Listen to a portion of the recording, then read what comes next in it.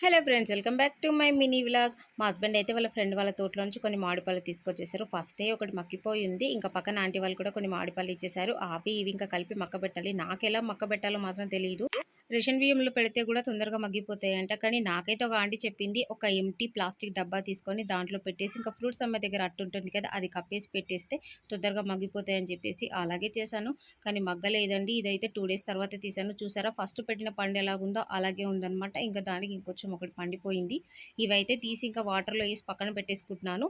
మనకి మామిడిపళ్ళు తింటే పింపుల్స్ అవ్వకుండా, వేడి చేయకుండా ఉండాలంటే ఒక హాఫ్ అన్ అవర్ అయితే ఇలా వాటర్లో వేసి పెట్టుకోవాలి. అప్పుడు వేడంతా పోతుంది. సమ్మర్లో ఎన్ని పళ్ళు తిన్నా కూడా ఇంకా వేడైతే అవ్వదనమాట.